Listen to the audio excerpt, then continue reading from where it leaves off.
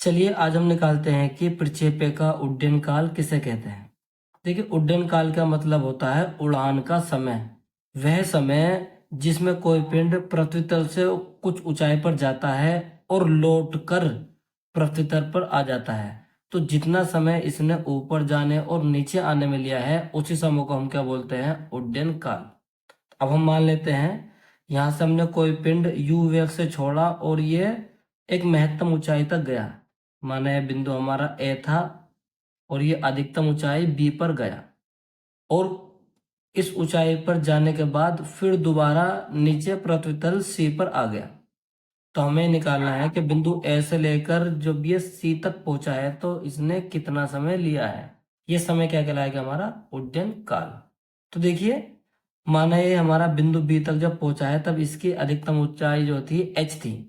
और हम जानते हैं कि कोई भी जो पिंड प्रक्षेप्य पथ पर चलता है उसका जो वेग होते हैं वो दो घटक होते हैं वेग के। एक तो होता है यू एक्स जो इसे क्षैतिज गति चलाता है, इस दिशा में चला रहा है, ठीक है।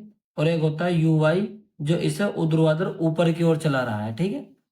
तो हम जानते हैं कि जो ऊर्ध्वाधर गति हो रही है वो किस वेग के कारण हो रही है, यू वाई के, यू साइन थीटा, जो कि इसका ऊर्ध्वाधर घटक है। तो हम देखते हैं कि इससे ए से बी तक जाने में कितनी ऊंचाई इसने तय करी है हमारी, वो क्या है, एच वाई। तो हम लेते हैं ए से बी तक जाने में, न्यूटन के दूसरे नियम से लगा देते हैं हम, न्यूटन के दूसरे नियम से। न्यूटन का दूसरा नियम क्या था, एस बराबर क्या था, U T plus half A T square. ये समीकरण कब लगता है, जब गति जो होती है वो क्षैतिज दिशा में हो और उसका त्वरण ए हो, मगर गति हमारी कैसी है, ऊर्ध्वाधर दिशा में। तो हम जानते हैं जो वेग का घटक है वो u, ये कौन सा घटक इस्तेमाल होगा, यू वाई। और जो s है ये दूरी है, दूरी कितनी है, ऊंचाई कितनी चली है, h। तो यहाँ पर हम s की जगह क्या लिख देंगे, h बराबर।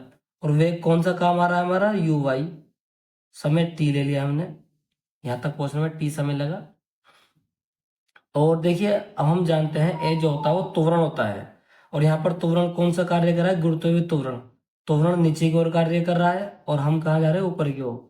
तो ए की जगह माइनस जी आ जाएगा, वो माइनस हमने आगे लिख दिया है, minus half G T square.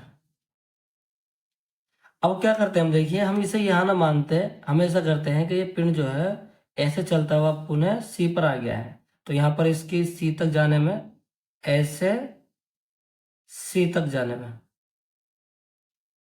इसे ऐसे मान लेते हैं कि ये बिंदु ऐसे चला और सी तक पहुंच गया है।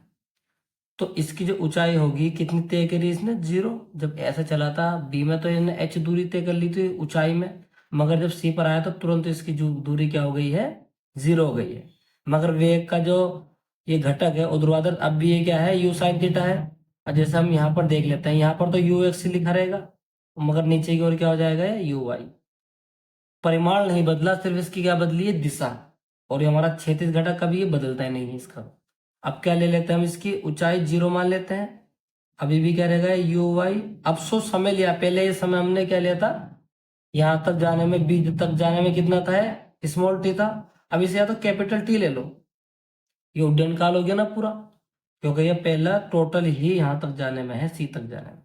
माइनस हाफ जी, अभी भी गुरुत्व त्वरण जी लग रहा है, और टी की जगह टी स्क्वायर, ऐसे लिख सकते हैं हम। अब देखिए सॉल्व कर लेते हैं थोड़ा सा, ये माइनस जाके इधर पहुंच जाएगा तो क्या आ जाएगा, हाफ जी टी स्क्वायर बराबर यू वाई टी। एक टी से एक टी काट सकते हैं हम, तो ये आ जाएगा जी बटे 2 टी बराबर यू वाई। और हम जानते हैं यू वाई कितना है, चूंकि हम जानते हैं यू वाई बराबर क्या है, यू साइन थीटा, वेग का ऊर्ध्वाधर घटक। अब यहाँ पर हम मान लिख देते हैं इसका, जी बटे 2 टी बराबर क्या होता है, यू साइन थीटा। अगर दो की हम तिरछे गुणा कर दे तो क्या आ जाएगा, टी बराबर निकल के आ जाएगा 2 यू साइन थीटा। और ये क्या, जी हमारा नीचे पहुंच जाएगा। ये हो जाता है इसका उड्डयन काल का समीकरण। ठीक है, कभी कभी क्या होता है कि न्यूमेरिकल में ये पूछता है कि महत्तम ऊंचाई तक जाने में कितना समय लेगा। तो हम जानते हैं जितना समय ए से लेकर बी तक जाने में लिया है उतना ही समय बी से लेकर सी तक जाने में लेगा ये। तो ये समय यहाँ से ए से बी तक और बी से सी तक का बराबर है।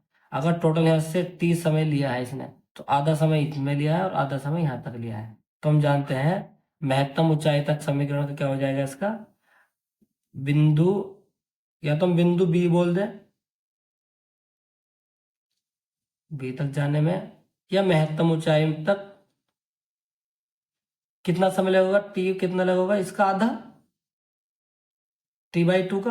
और ये कितना हो जाएगा 2u sin θ/g तो था और 2 इसके बटे में ही था और ये इससे कट जाएगा 2 से 2। तो ये कितना आ जाएगा, T बराबर निकल कर आ जाता है हमारा u sin θ/g। ये भी समीकरण हमारा न्यूमेरिकल में इस्तेमाल होता है कि महत्तम ऊंचाई तक जाने में समीकरण क्या होगा इसका, T बराबर u sin θ/g। और उड्डयन काल, पूरा उड्डयन